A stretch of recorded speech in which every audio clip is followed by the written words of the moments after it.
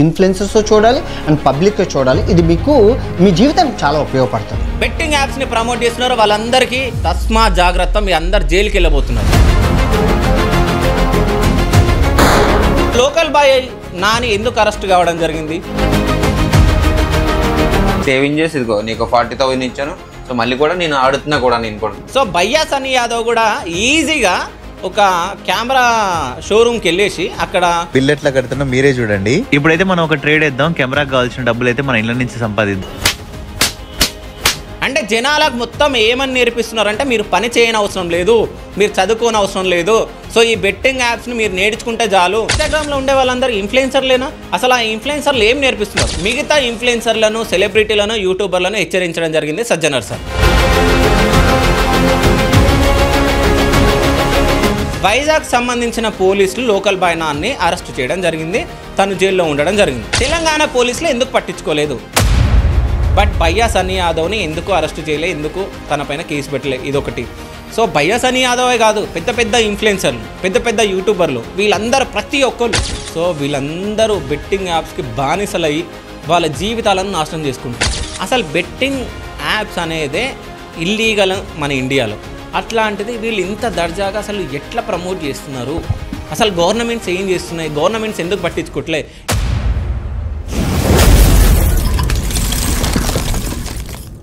Personal interviews కి మరియు వ్యాపార ప్రకటనల కొరకు సంప్రదించండి.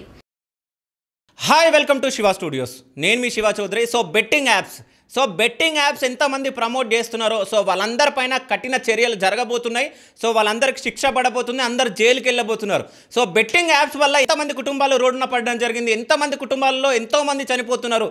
సో అంటే ఒక రిక్షావాడు, ఒకడు ఆటో నడుపునే అతను, ఒక డ్రైవరు, వీళ్ళందరు కొడుకులు ఈ బెట్టింగ్ యాప్స్ బారిన పడి అందరు రోడ్డున పడిపోతున్నారు.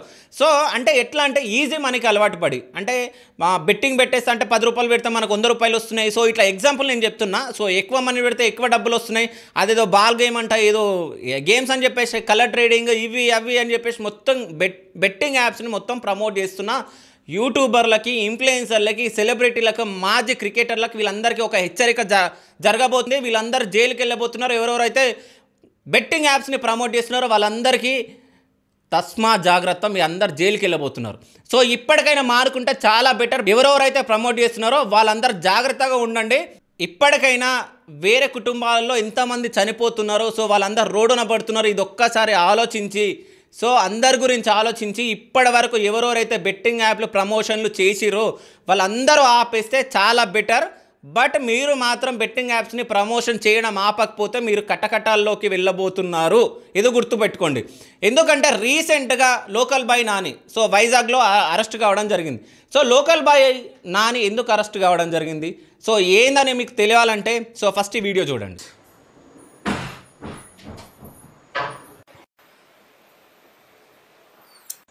మమ్మీ నాకు ఒక 30,000 కావాలి. నీ దగ్గర ఏమైనా డబ్బులు ఉన్నాయా? 30,000 ఎందుకు?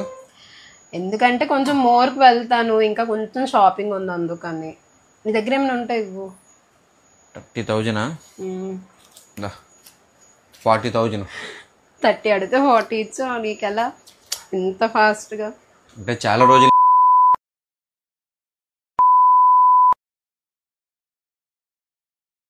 చాలా మంది మంచి ప్రిడిక్షన్ కూడా చెప్తాను అనమాట. అందరుగా మంచి విన్ అవుతుంది, వాళ్ళతో పాటు నేను కూడా విన్ అయ్యి డబ్బులన్నీ సేవింగ్ చేశాను.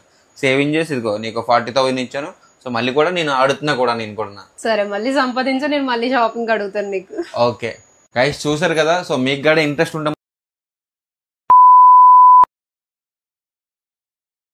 ఆడి మంచిగా విన్ అవ్వండి. చాలా మంది కూడా విన్ అవుతున్నారు కూడా.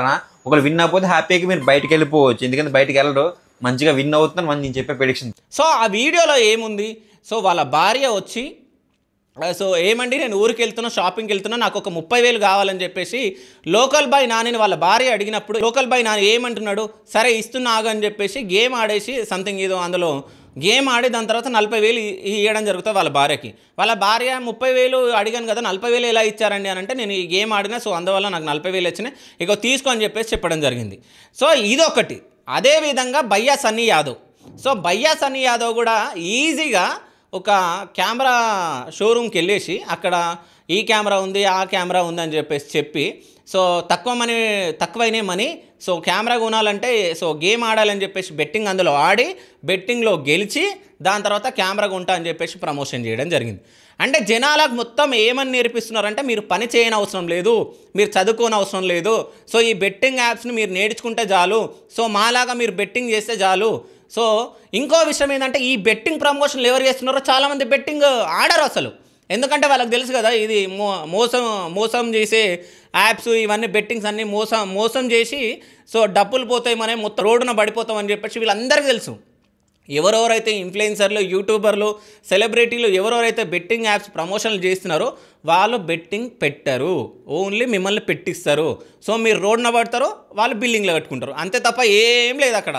సో ఈ బెట్టింగ్ యాప్స్ ఎవరెవరైతే ప్రమోట్ చేస్తున్నారో సో వాళ్ళు ఈజీగా ఈ వీడియోలు చేయడం జరుగుతుంది.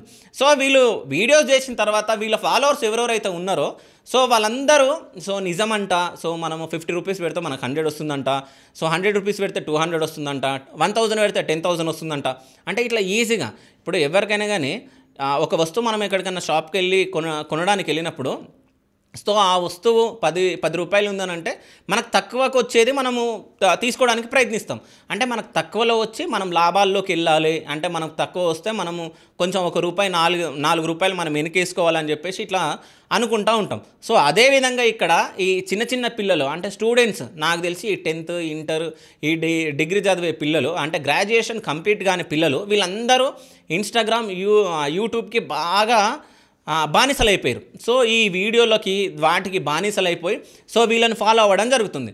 సో వీళ్ళు అసలు ఇన్ఫ్లుయెన్సర్ అంటే ఏంటో తెలుసా చాలామందికి? అసలు ఇన్ఫ్లుయెన్సర్ అంటే 10 మంది ఆయనను చూసి నేర్చుకోవాలి. సో ఈ ఇన్స్టాగ్రామ్లో ఉండే వాళ్ళందరూ ఇన్ఫ్లుయెన్సర్లేనా? అసలు ఆ ఇన్ఫ్లుయెన్సర్లు ఏం నేర్పిస్తున్నారు?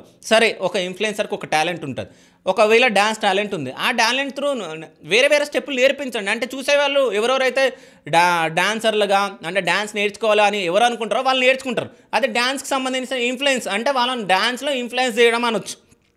సో ఈ బెట్టింగ్ వల్ల అసలు ఎవరికి లాభం? సో ఎంతమంది చనిపోతున్నారు?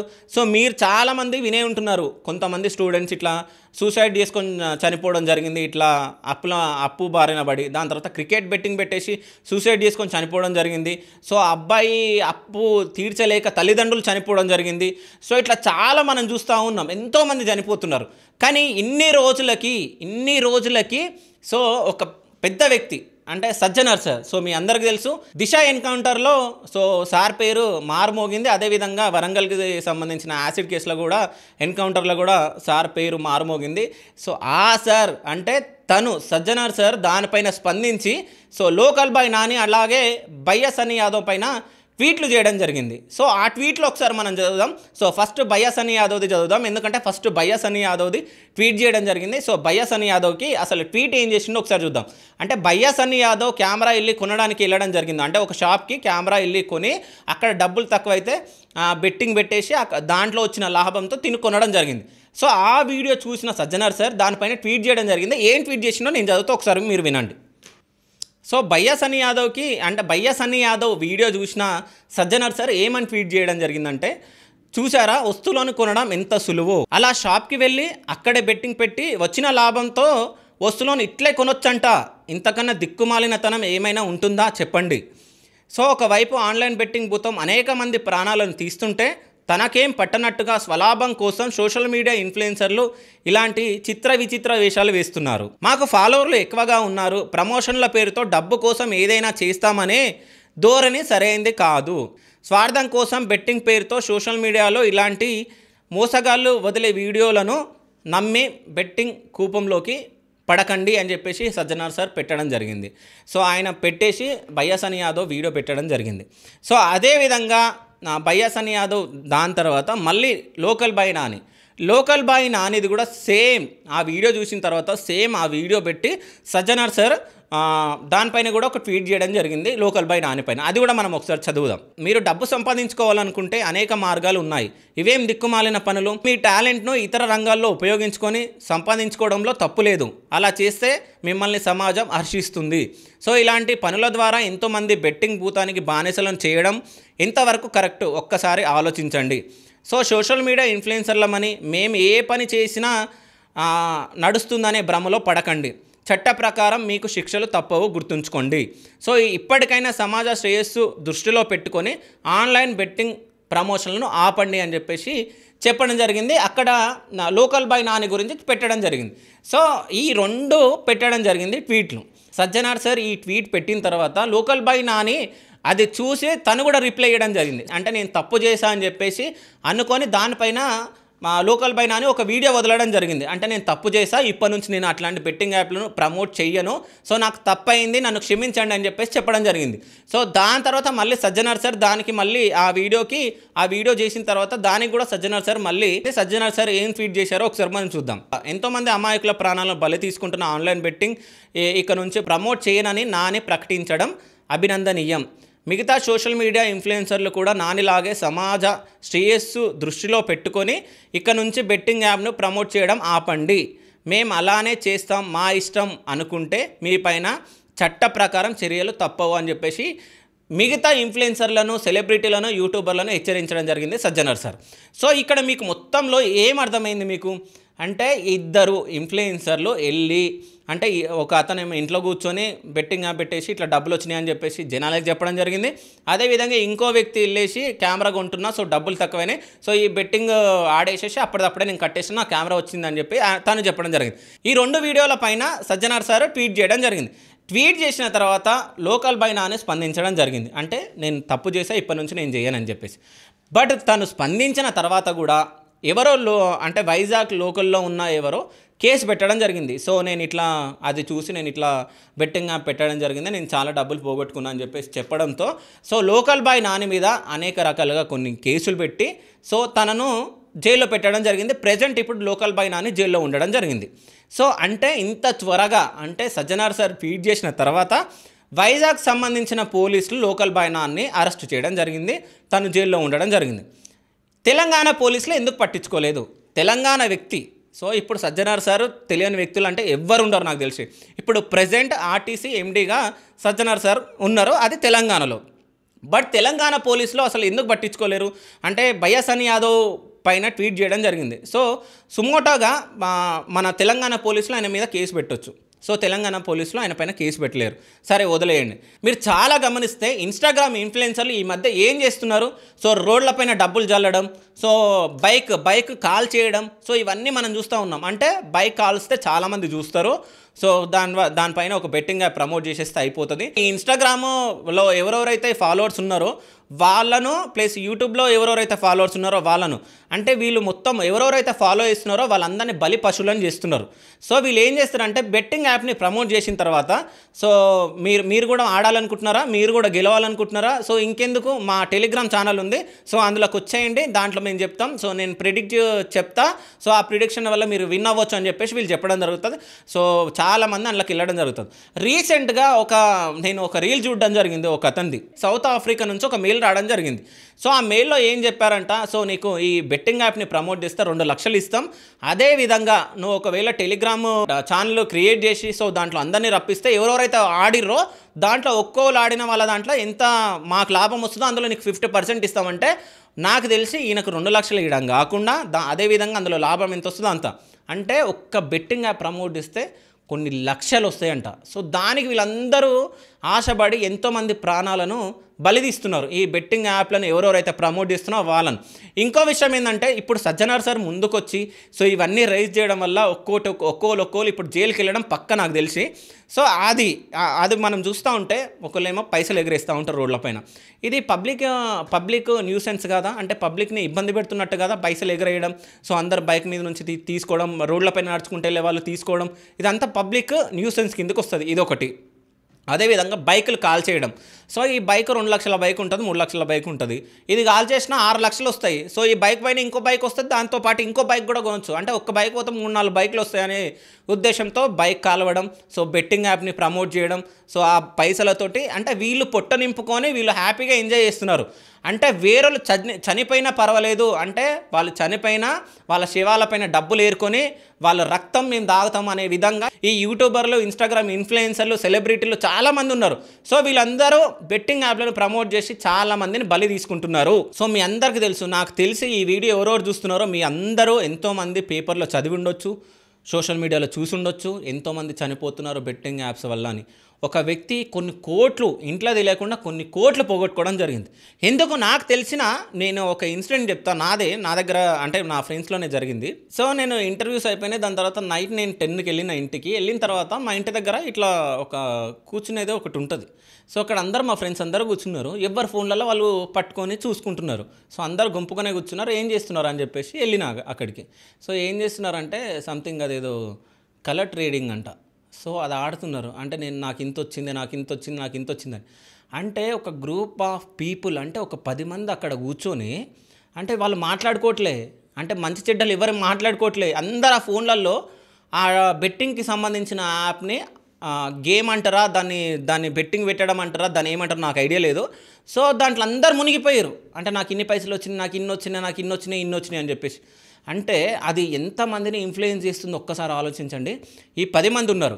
ఇప్పుడు నాకు ఆ బెట్టింగ్ యాప్స్ గురించి నాకు తెలుసు కాబట్టి సో నేను ఆడలే. ఈ 10 మంది ఆడుతున్నప్పుడు సో వేరే ఫ్రెండ్స్ అక్కడికి వెళ్ళినప్పుడు ఏంద్రా ఇదంటే, సో ఇట్లా డబ్బులు వస్తున్నాయి అంటే వాడు ఇంకో 10 మందిని ఇన్ఫ్లుయెన్స్ చేస్తాడు, వాడు ఇంకో 10 మందిని ఇన్ఫ్లుయెన్స్ చేస్తాడు.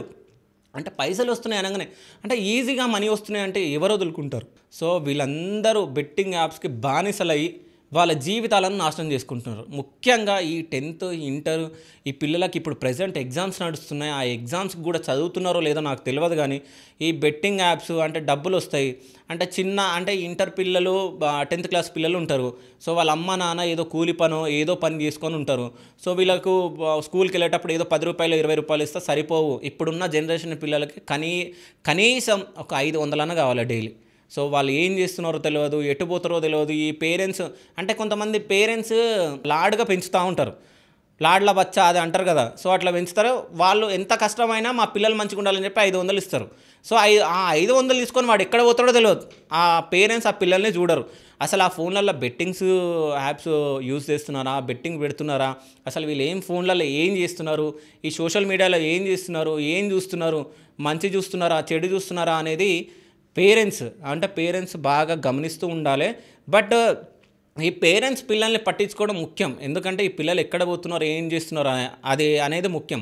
ఈ పిల్లలు ఏంటంటే ఈ చిన్న ఏజ్లోనే ఇప్పుడే వాళ్ళ మైండ్ అనేది షార్ప్ ఉంటుంది. ఈ 10th ఇంటర్ పిల్లలకి అప్పుడప్పుడే షార్ప్నెస్ అనేది ఉంటుంది. సో ఈ బెట్టింగ్ యాప్స్లలో బానిసలయ్యి సో ఒక్కసారి ఆడంగానే ఒక 10,000 రాగానే అరే ఇంకా నాకు డబ్బులు వస్తాయి అని చెప్పేసి ఆశ చూపించేది మొత్తం వీళ్ళ దగ్గర ఎంత డబ్బు ఉందో అంత పోగొట్టి అప్పుల పాలు చేసి వాళ్ళని నడి రోడ్డున పడిస్తూ ఉంటుంది ఈ బెట్టింగ్ యాప్స్.